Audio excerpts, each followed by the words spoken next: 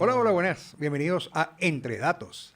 Queremos darle la bienvenida en este episodio de hoy a David Mirabal, abogado venezolano. No quisiera llamarlo emprendedor, sino más bien creador de una idea innovadora llamada Holy Chicken.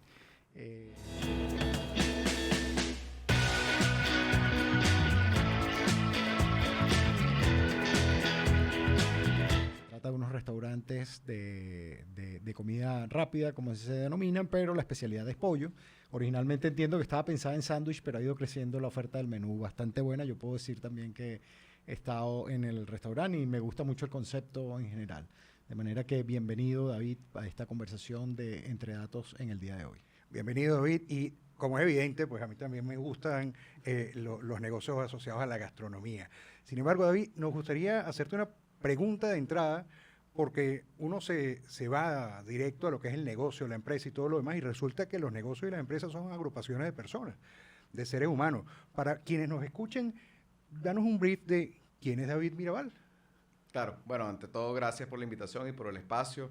Bueno, David Mirabal es un chamo que se vino de lechería, estaba en Suati con 18, 19 años a estudiar en la universidad. Empecé a estudiar Derecho en la Universidad Central de Venezuela con ganas de hacer carrera política y de ser activista político realmente. Esa fue mi primera intención cuando yo me vine a Caracas. La verdad es que en ningún momento tenía planteado entrar al mundo de los negocios, sino al contrario, al mundo de la política. Y la verdad es que fue una experiencia súper importante para mí. Me generó muchas necesidades de aprendizaje y de desarrollar herramientas de negociación, de persuasión, de hablar en público, bueno, de liderar personas y grupos de personas. Y yo creo que fue una experiencia fundamental que complementó mi carrera de una forma espectacular, ¿no? Pero sí, eso fue, por un lado David, y por otro lado Ricardo Ramírez, mi socio, con el cual fundé la empresa. Él también se vino a lechería para acá, estudiamos juntos en el colegio. Él comenzó a estudiar ingeniería mecánica en la Simón, después se cambió a estudiar economía en la Universidad Católica, pero siempre fue el amigo que trabajaba, que empezó a trabajar de primero en el grupo, ¿no? Entonces él tenía empresas de eventos de niños, de máquinas de cotufas, todo esto. Luego desarrolló una marca de cotufas de sabores y bueno, estábamos en la pandemia, como a un mes de iniciar la pandemia ya, y estábamos intercambiando ideas de qué hacer porque su trabajo estaba muerto y el mío estaba menguado. Ya yo ejercí el derecho. Una vez que me gradué, yo me especialicé en Derecho Corporativo en la Universidad Metropolitana y hacía libre ejercicio, tenía mis clientes en la calle y la verdad que también otra experiencia crucial en lo que soy hoy en día, pues, ¿no? Bueno, en ese momento enviamos unos correos y él me manda, mira, yo vi esta idea en Bogotá, unos sándwiches de pollo crispy, aquí en Caracas no hay. A mí siempre me ha gustado la cocina y me ha gustado cocinar y el mundo de la atención, del servicio de las personas. Entonces, bueno, fue como un clic de inmediato, rápidamente nos pusimos a trabajar en la idea.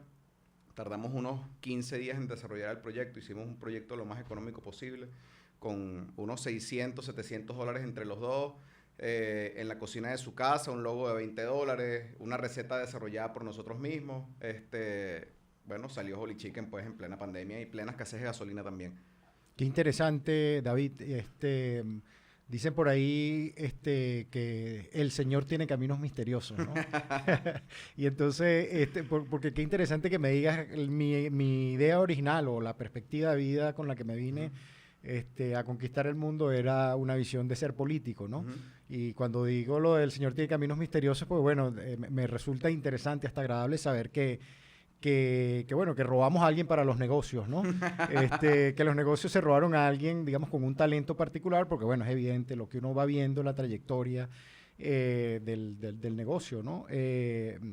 Digamos, termina tomando esa visión. Pero lo interesante es que cuando uno está pensando en política, creo yo, también está pensando en transformar el mundo, solo que aquí quisiera como llevarte a la idea, que nos comentes un poco de cómo va transformando la idea de negocio tu presencia en la ciudad, digamos. Quiero decir, tú como ciudadano, al incursionar en el negocio, ¿cómo sientes que vas, digamos, contribuyendo a dar, digamos, con las ciudades o con la ciudad, con el país, a transformar el país efectivamente, ¿no? Bueno, mira, yo creo que los negocios y la política suelen ser herramientas que funcionan diferente para impactar en tu entorno, ¿no?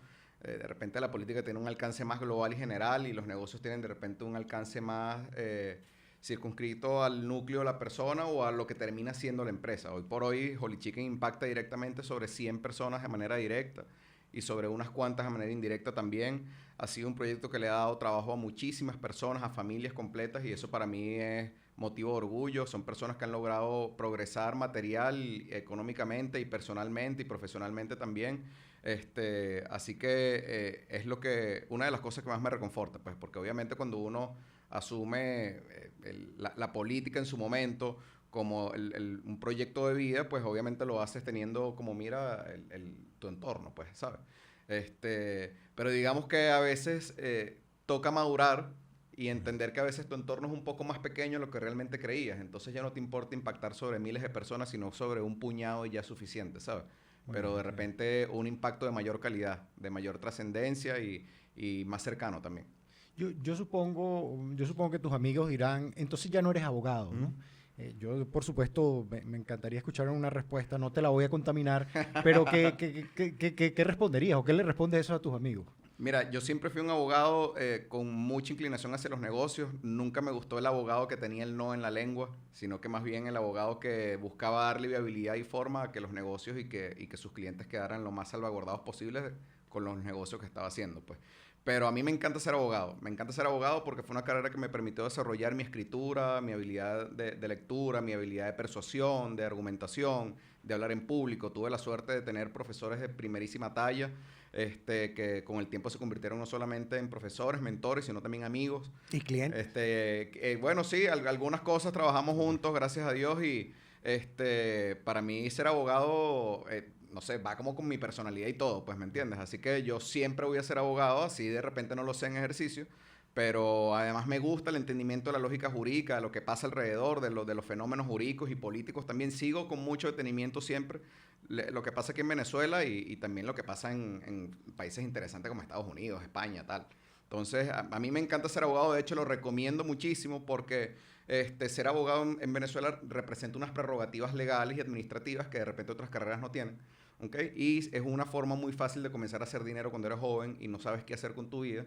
El derecho te tiene un alcance muy inmediato en hacer un contrato a una tía, algo, un compraventa de un carro. O sea, te pone de manera muy rápida con el ámbito del trabajo y es una herramienta que al final del día te va a servir siempre. Pues la única forma que yo deje de ser abogado es que, no sé, el colegio de abogados me sancione, algo así, sí. ¿Sabes? Pero sí, de no, resto... pero fíjate que la pregunta la hago porque normalmente se asocia a que hacer negocios solo corresponde a la gente que estudia administración o estudia negocios o economía, ¿no? Y que, bueno, también existe así como un patrón que yo creo que las nuevas generaciones lo han ido rompiendo y me parece fantástico, digamos. Yo soy un gran admirador de las nuevas generaciones, siempre, ¿no?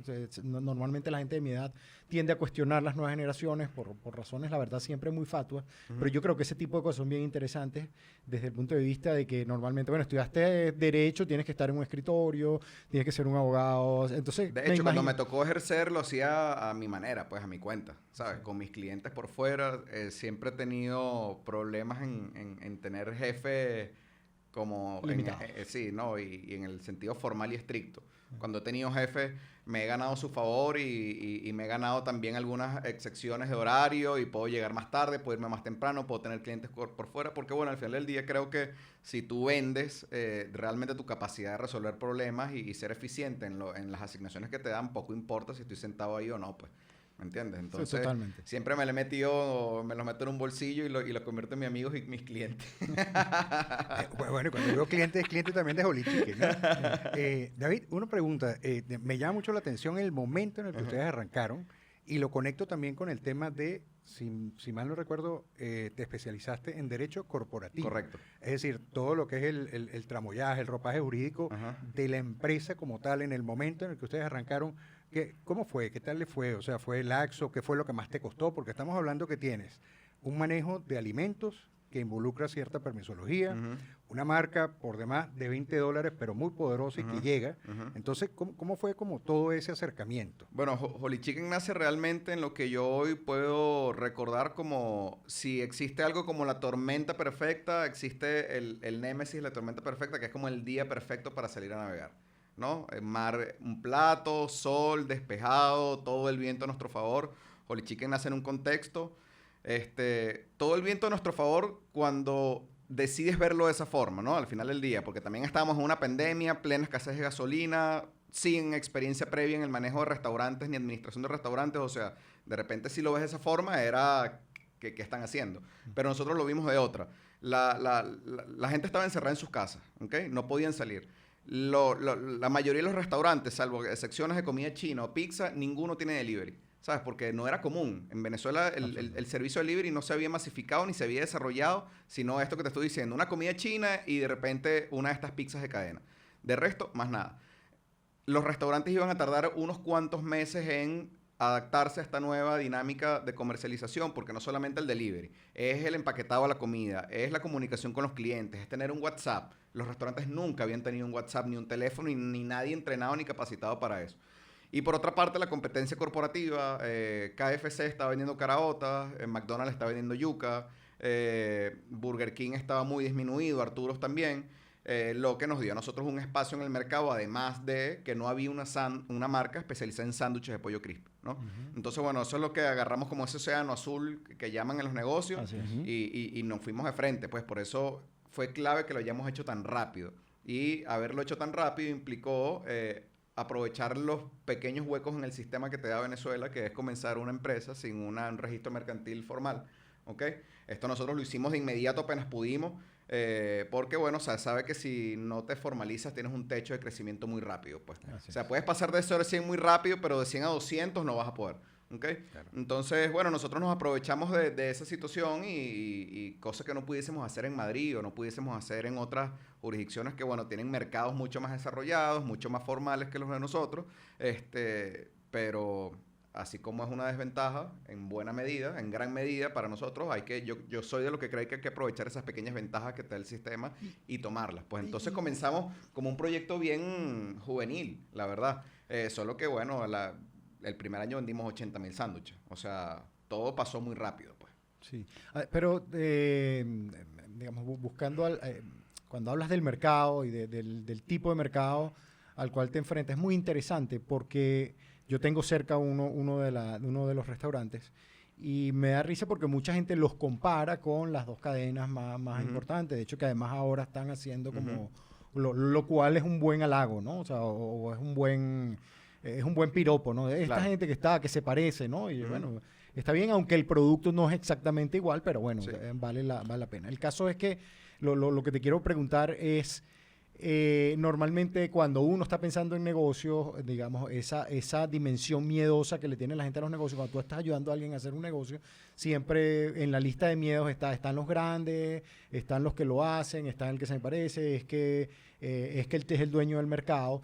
Ese miedo, esa consideración pasó por la cabeza de ustedes en algún momento, o ustedes no estaban claros que podían representar una competencia para ese segmento. Mira, en ese momento no lo teníamos tan presente, honestamente, porque como te digo, estaban tan desdibujados en el mercado de consumo que, de hecho, quienes tenían como que el mayor porcentaje de la torta del mercado, no sé, de hamburguesas, eran marcas locales, pues, ¿me entiendes? De verdad que las marcas corporativas estaban tan relegadas que, de hecho, estaban en un plan de cierre agresivo de sucursales, estaban replanteando muchas cosas a lo interno. Entonces, en ese momento no teníamos ese miedo, por así decirlo, presente. Pero yo te digo algo, emprender es estar constantemente enfrentándose a los miedos internos que todos tenemos. Pues, obviamente, llega un punto en que ya hay cosas que les pierdes totalmente el miedo y que ya ni siquiera se te pasa por la cabeza, pero si te planteas nuevos retos y nuevas cosas, obviamente van a venir, pero tú lo haces igual. Yo creo que esa es la diferencia entre las personas que, bueno, definitivamente aprovechan una oportunidad de negocios por su propia cuenta, que como lo digo siempre, emprender no es necesariamente una empresa. Puede ser una marca personal, puede ser una carrera profesional, una carrera académica, todo eso son tipos de emprendimiento. Para mí emprender al final del día es tomar responsabilidad de tus decisiones y de tus proyectos y trabajarlos y cumplirlos, pues, pero un periodista puede bien, o sea, una carrera de periodismo es una forma de emprender, ¿no? Total. O sea, solo que a veces el emprendimiento lo circunscriben nada más a empresas y no todo el mundo está llamado a tener un negocio propio porque de repente no le gusta, pues, ¿me entiendes? O no está dispuesto a asumir las consecuencias y las responsabilidades que acarrean de esto. sino sencillamente, mira, quiero ser odontólogo, estudio odontología y quiero ser odontólogo y quiero tener mi consultorio y ya, pues, pero no estoy viéndolo siempre como desde lo emprendedor, creo que son dos visiones distintas. Sí, eso Sí. es muy interesante. Eso es muy interesante porque pareciera que se ha desdibujado la idea de emprendimiento, ¿no? Me resulta muy interesante que lo hayas comentado porque la noción de emprendedor se ha desdibujado e incluso a dos extremos. Uno es que, bueno, creaste un startup, una empresa que a la vuelta de 2 años va a estar cotizando y va a valer millones de dólares en muy breve plazo. O más, o no sé, digamos, sus acciones se van a revalorizar en muy breve plazo en un muy alto valor. El caso es que también pasa lo otro, ¿no? Empiezan a calificar emprendedores como que a cualquier paso que das. Entonces, esto es bien interesante, digamos, la precisión de lo que es el emprendimiento y lo que es un emprendedor desde todo punto de vista, ¿no? Sí, hay 3 conceptos. Bueno, un concepto que mencionaste que a mí me gusta muchísimo del emprendedor, del empresario y del ser humano, que es hacerte responsable. Y hacerte responsable mucha gente, o la responsabilidad, mucha gente lo asocia con tema de castigo, de culpa o algo por el estilo. Y resulta que ser responsable desde el punto de vista de una visión, de un negocio, es ser coherente con lo que tú estás pensando, con lo que tú estás diseñando. Entonces me gustó mucho cuando dices que es hacerte responsable o tomar responsabilidad del negocio que están llevando adelante. ¿Sí? Y lo conecto con el tema de el cómo arrancaron, porque mucha gente piensa que para arrancar tienes que tener todo cubierto, y sí, debería ser el ideal. Sin embargo, pues bueno, nuestro entorno también debe ser tomado en cuenta, y esas pequeñas brechas que a lo mejor en otros sitios no existen, aquí pueden representar estas ventajas. Ojo, pero desde la responsabilidad, o sea, desde el ser coherente con lo que tú quieres hacer. Y lo conecto con algo que hablamos también, de conocer el riesgo y, bueno, eventualmente gerenciarlo. Porque fíjate que de alguna manera después ustedes entraron o cumplieron con todo lo que tenían que cumplir. Bueno, que para nosotros es sumamente importante, ¿no? Porque, y voy con el otro concepto, con la parte política o con el impactar en nuestras comunidades, esa coherencia y en el cumplimiento, en el manejo de los riesgos, pues de alguna manera da un mensaje más allá del producto que en este caso ustedes están dando, que por demás es un producto delicioso, ¿no? Gracias. Entonces, bueno. Oye, David, tú sabes que a mí me gusta muchísimo, aun cuando no es de mi generación, como decía Ángel aquí que está con el tema de la generación, yo creo que ese speech de la generación tenemos que borrarlo. Pero a mí me gusta muchísimo entender o conocer los negocios desde lo que llaman el círculo dorado, el Golden Circle de Simon Sinek, perdonen mi inglés, ¿no? Que es, hoy día, Holy Chicken, ¿cómo lo podrías tú definir desde su porqué, o sea, desde el propósito, el cómo y el porqué? Si tuvieras que decir el porqué, el cómo y el qué de Holy Chicken, ¿cómo lo podrías resumir? Bueno, yo creo que ha ido de alguna u otra forma cambiando con el tiempo. En el inicio, el por qué era porque lo necesitábamos, pues. No teníamos otra herramienta a la cual echar mano, sino de ese proyecto. Teníamos escasos meses de ahorros en nuestros bolsillos y los dos vivimos, no somos acá, pues nuestra familia no está acá, ¿sabes? Entonces, en ese momento ese fue el porqué.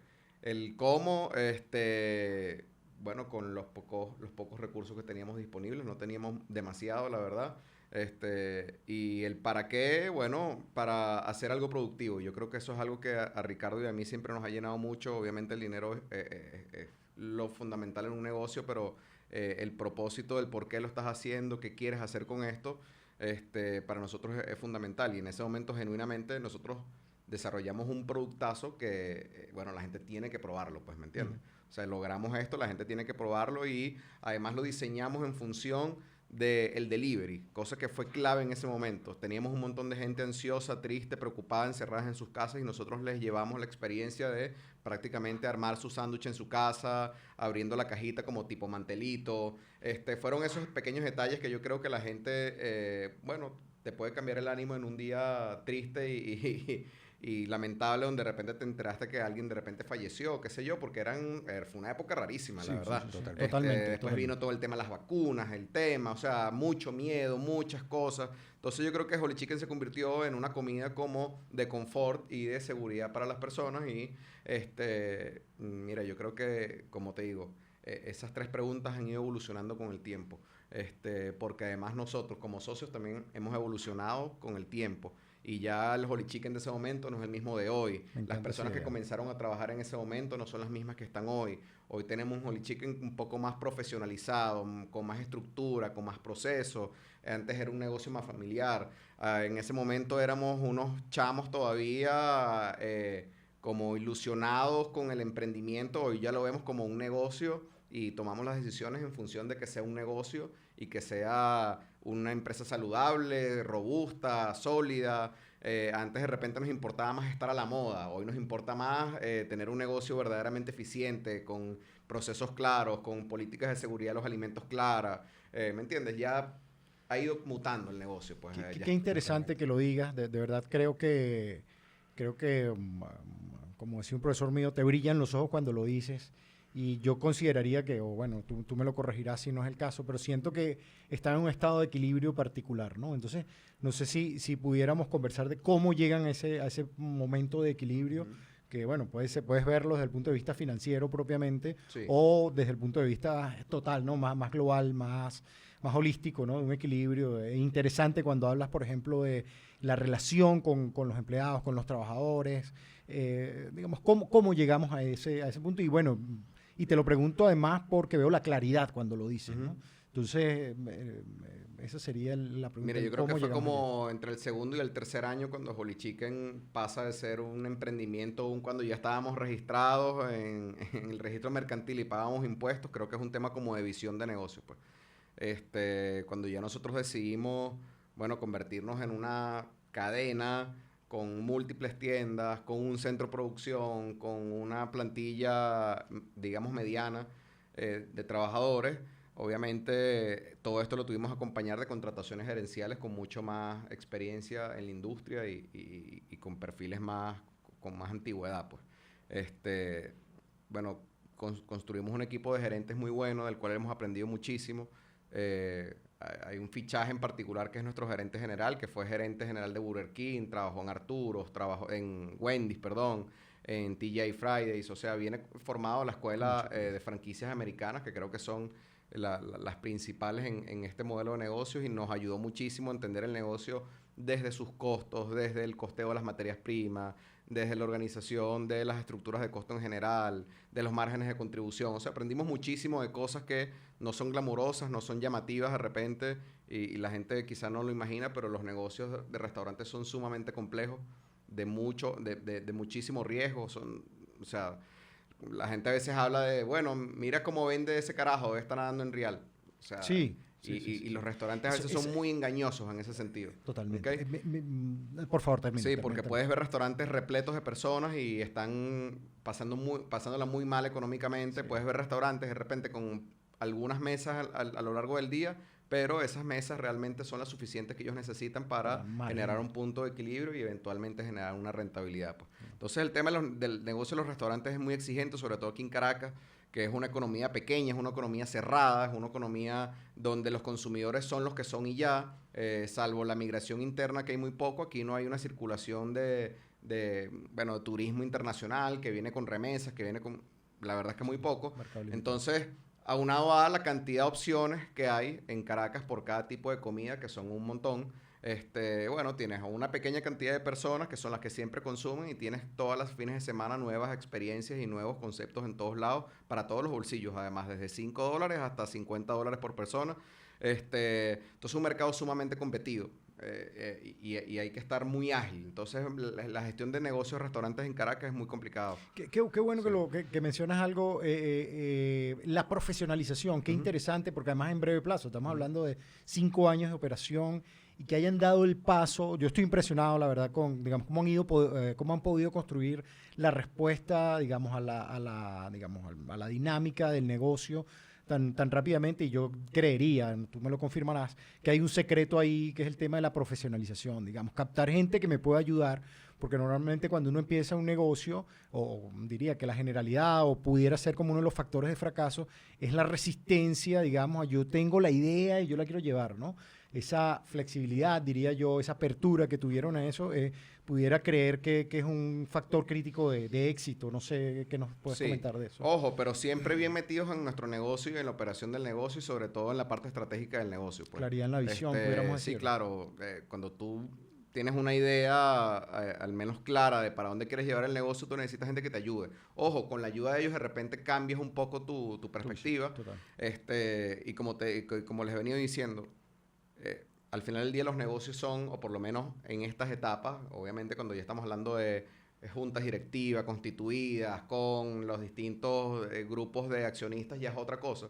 Pero a este nivel las empresas son muy impactadas por quiénes son los socios a nivel personal y humano en determinado momento, ¿no? Hoy Ricardo y yo, como les venía diciendo, somos personas más maduras de los que éramos cuando comenzamos este negocio, y nuestra visión, por lo tanto, ha cambiado, y lo que nosotros esperamos a nuestros gerentes también, y lo que ellos aportan ahorita en este momento también, porque ya nos ayudaron a corregir lo básico, pero cada vez más las cosas que hay que arreglar y que mejorar son cada vez más complejas y más complicadas que costear unos platos, ¿me entiendes? Ahora viene lo otro, que es mantenerte rentable, con buenos precios en el mercado, con presupuesto suficiente para mercadear y publicitar el negocio, para mantener las operaciones en los restaurantes al día, para mantener los restaurantes cuidados, bien mantenidos, las nóminas al día, los impuestos al día. O sea, hay una serie de detalles que hay que ver mucho más allá de las cosas que de repente nos fijábamos hace unos 3 años, ¿sabes? Totalmente. Jorge, no sé si quieres comentar algo, pero yo tengo Adelante. una lista larga de preguntas. Dele. Yo diría que la más importante, o la que tengo así a punto de caramelo, es ¿cuáles serían las 3 lecciones que tú dirías, tendrías así como las 3 lecciones más importantes de esta experiencia de Holy Chicken? Desde el punto de vista de negocio o desde el punto de vista personal. Ambas, como las quieras ver. Okay. Bueno, recientemente hice un contenido sobre las del negocio. Una de las lecciones más importantes es el balance del negocio y la marca, ¿ok? Entendiendo de que hay un equilibrio. Tiene que haber un equilibrio entre el negocio y la marca. El negocio es cómo lo ejecutas y la marca es lo que te hace diferente, lo que te hace distinguible entre el resto de las personas de la competencia. Tiene que haber un equilibrio allí porque estamos en un mercado donde si nada más te enfocas en el tema de precio o volumen, eres muy fácil sustituible porque siempre va a haber alguien que va a poder tener un mejor costo que tú y por lo tanto un mejor precio que tú. Sobre todo al nivel en el que estamos nosotros, que somos una empresa mediana, ¿no? En cambio, la marca siempre va a prevalecer. Si la mantienes al día, siempre va a prevalecer. Entonces, tiene que haber un equilibrio allí porque no le puedes invertir todo al negocio y dejando la marca por fuera, pero tampoco le puedes invertir toda la marca y dejando el negocio por fuera porque sin negocio no existe la marca, ¿no? Entonces, es una relación de simbiosis allí. Otro aprendizaje a nivel de negocio que tuve muy importante es que no todo crecimiento es vertical. O sea, la única forma de hacer crecer tu negocio no es abriendo más sucursales ni aumentando tu facturación, sino de repente mejorando tus costos de compra a proveedores, sino de repente comprando tecnología o un software que te permita administrar la nómina de trabajadores en la mitad del tiempo con la mitad del personal. No sé, incluir en tu cadena productiva un eslabón que no tenías antes. Por ejemplo, si tú haces zapatos, compraste la máquina para hacer las suelas. Entonces ya no compras las suelas, sino que las haces Integración tú, por ejemplo. Entonces integras allí el negocio y vas aumentando la capacidad productiva que tienes como empresa. Eso es otra forma de crecer. Okay, nosotros de repente en algún momento nos enfocamos mucho en el crecimiento por tiendas, porque obviamente estábamos en un mercado en alza. Todo el mundo estaba abriendo restaurantes, todo el mundo estaba comprando en la calle, había un subsidio del consumo importantísimo por las aplicaciones de delivery. Nosotros veíamos un restaurante y facturaba 50,000. Bueno, vamos a abrir otro. Entonces, obviamente, fue difícil no tomar ese camino en ese momento. Hoy por hoy hubiese sido un poco más conservador en la apertura de tiendas, hubiese mantenido un ritmo de apertura de tiendas importante, obviamente, pero hubiese invertido también mucho en mi crecimiento horizontal. ¿Okay? Hubiese ampliado mi capacidad de almacenamiento, productiva, entonces de repente, no sé, compráramos el pollo entero y los despostamos nosotros, entonces mejoró mi costo allí, pero para eso hay que hacer una inversión de una línea de desposte, almacenamiento, personal, implementos, que de repente nosotros no vimos como tan atractiva en ese momento, ¿no? Y otro es que tienes que cuidar tu flujo de caja con tu vida. Las empresas respiran por el flujo de caja, es como la sangre que va por las venas. Correcto. ¿Okay? Así es. Si maltratas el flujo de caja, por más exitoso que sea el negocio y por más ventas que tengas, eventualmente te va a traer consecuencias muy pesadas. Y bueno, hay que cuidarlo con muchísima planificación. Yo he recomendado, bueno, hacer cronogramas de pago específicos, proveedores un día, impuestos tal, con una planificación que te permita disminuir las sorpresas en la gestión del flujo de caja, creería yo.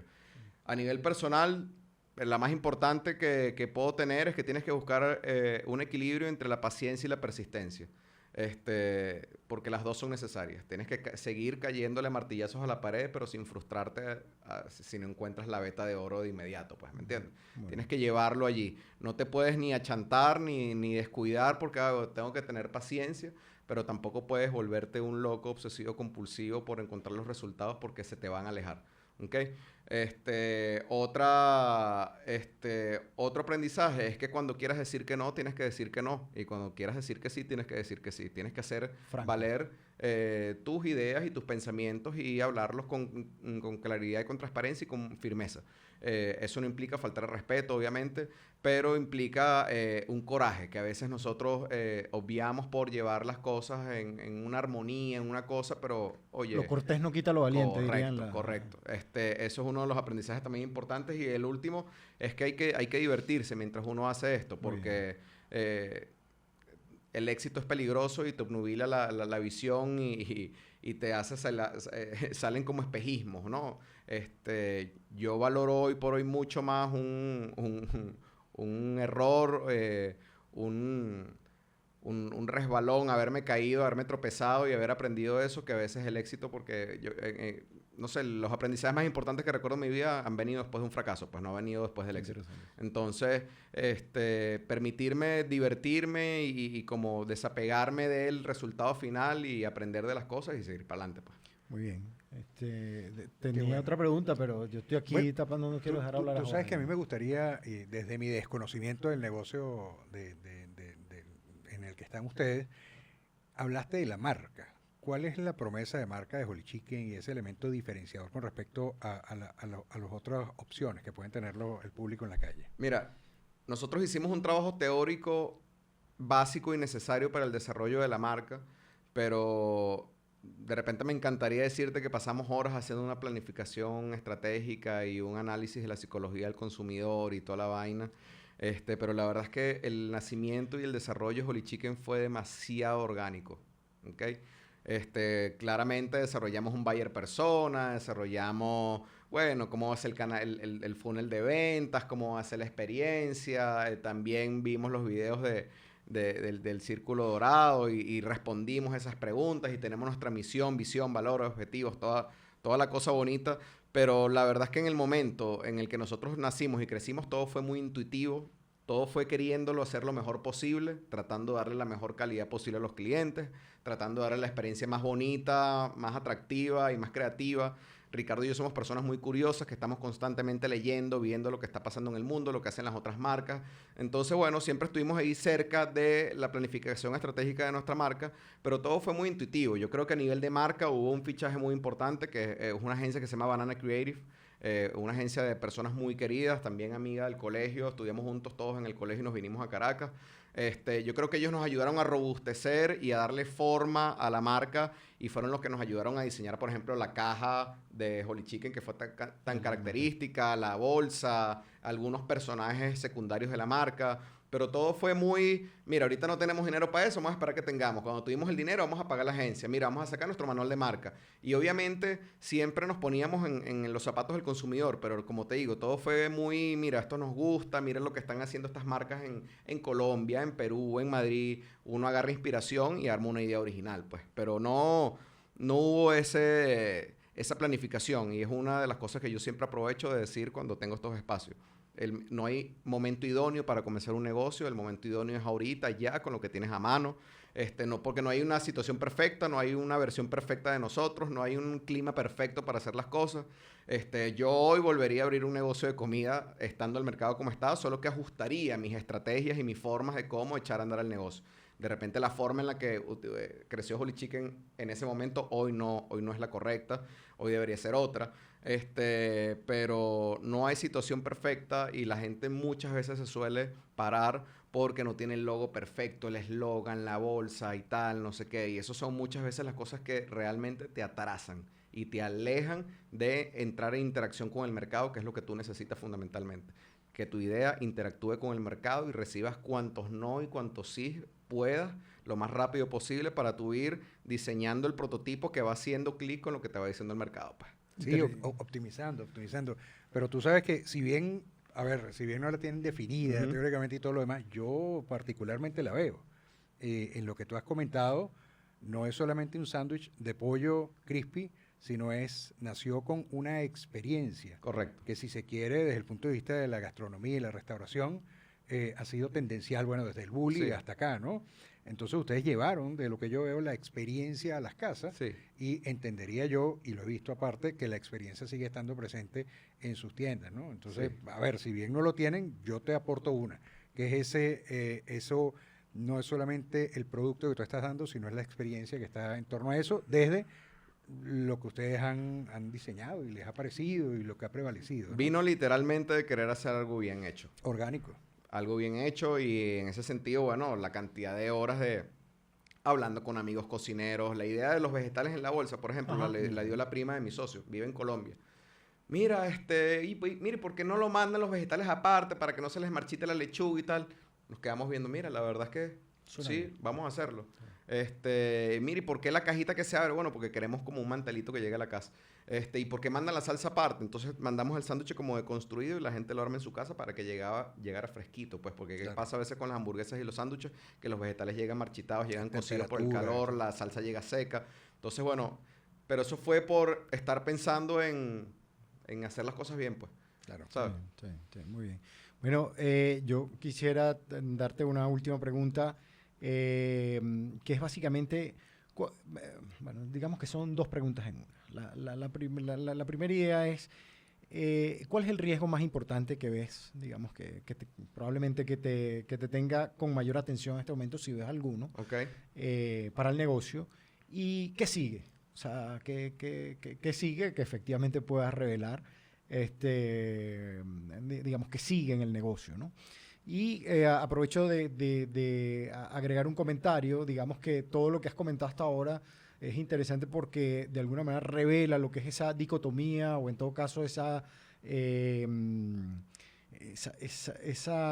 ambivalencia de lo que es propiamente planificación y lo que es pensar estratégicamente, que es distinto siempre, ¿no? Pensar es responder efectivamente a partir de las variables. Pero a fin de cuentas vamos a las preguntas que son básicamente ¿qué riesgo ves qué riesgo quieres atender o estás viendo que pudieran dar como tendencia ahí al negocio o a negocios de tu escala? Y que sigue en este camino que han emprendido. Bueno, riesgos te puedo decir dos. El primero es el tema impositivo y fiscal. Es muy difícil para empresas de nuestro tamaño e incluso más pequeñas e incluso un poco más grandes que las de nosotros sortear la cantidad de impuestos de los que somos objeto nosotros como empresas aquí en Venezuela. Desde a nivel local y nacional hay una cantidad de impuestos muy abrasivos, muy fuertes, que yo creo que deberían ser repensados y deberían ser revisados si la intención es que el comercio y el consumo y las empresas medianas y pequeñas puedan seguir haciendo vida en Venezuela. Si no, va a ser un mercado muy concentrado entre jugadores muy, muy grandes, muy establecidos y va a quedar muy poco espacio para la iniciativa pequeña y mediana. Entonces, yo siempre hago este llamado a las autoridades que se encargan de esta materia a que repiensen su estrategia fiscal y la forma en la que piensan recaudar impuestos, porque creo que debería ser desde generar los espacios idóneos para que haya más de dónde recaudar y no afincarse sobre los pocos que estamos produciendo en este momento. Y la otra es este estancamiento del consumo. Creo que todos lo hemos notado. El diciembre pasado no fue un diciembre excelente ni bueno, salvo por 2 o 3 industrias muy pequeñas y muy específicas que tuvieron un crecimiento importante.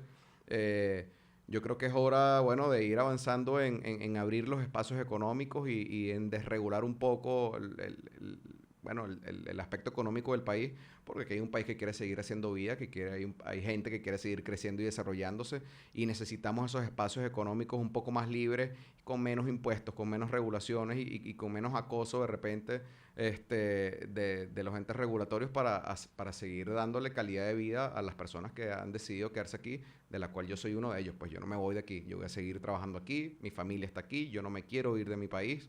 Pero quiero mejores condiciones para poder trabajar y hacer lo que nos gusta. ¿Qué es lo que viene para nosotros? Mira, estamos muy cerca de cumplir 5 años. Ese es como el Rubicón de los restaurantes.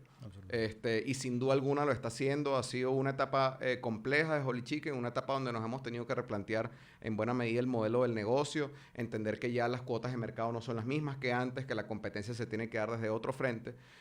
Por lo que vamos a seguir trabajando en nuestros costos y a robustecer nuestros procesos productivos. Nos gusta mucho el tema de la producción de alimentos, nos gusta mucho trabajar con alimentos, entonces probablemente nos sigamos dedicando a esta industria en los próximos años, pues.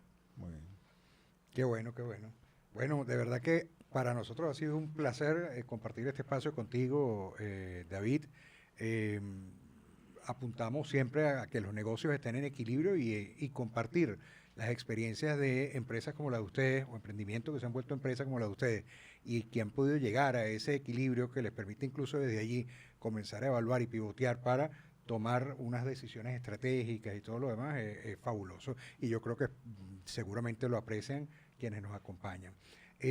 Con lo que comentas de los tributos no puedo dejar, es parte de mi expertise de comentar lo que, o quizás de invitar a un tema de incentivos, porque por ejemplo, empresas como las de ustedes que han tenido este crecimiento, este impacto en un corto tiempo, si bien están llamados también a contribuir a las necesidades del Estado y todo lo demás, lo están haciendo al generar empleo, lo están haciendo al generar un modelo económico que mueve todo. Entonces, quizás evalúe igual, o el llamado es igual, a reevaluar cómo está el modelo o el sistema tributario, pero también dentro de eso generar los incentivos, claro, porque es como una invitación a realizar estos negocios, a generar más empleo y bueno, y a seguir creciendo y haciendo la labor que como ciudadanos estamos invitados y comprometidos y somos responsables de la coherencia los que estamos aquí en Venezuela. Entonces, David, de verdad que muchísimas gracias por tu tiempo. Sí, definitivamente el tema fiscal es un súper tema en este momento y creo que hemos cerrado con broche de oro, por lo que te agradezco no solo aceptar toda la invitación y todo lo que has aportado el día de hoy, sino que, bueno, los mensajes han sido los correctos. Ni siquiera ensayado, pudo haber salido mejor. Te agradezco muchísimo, David, de verdad. Gracias, te agradezco todo, no solo que hayas venido con nosotros, sino que además, bueno, que le hayan echado pichón a esta idea, que digamos que hayan tenido esa energía. Les auguro todo el éxito y les deseo todo el éxito del mundo y que, bueno, que sigan los crecimientos bien hacia adelante, bien hacia arriba, bien hacia los lados, porque, bueno, es una necesidad. De verdad me siento orgulloso de que existan gente como tú y como Ricardo y que, bueno, hayan ejecutado una idea como esta y, bueno, enhorabuena y, bueno, muchísimo éxito. Muchísimas gracias. Y, bueno, nos seguimos viendo en el camino, sino en los restaurantes. Gracias. Gracias. Y Holy Chicken. Y Holy Chicken. Holy Chicken.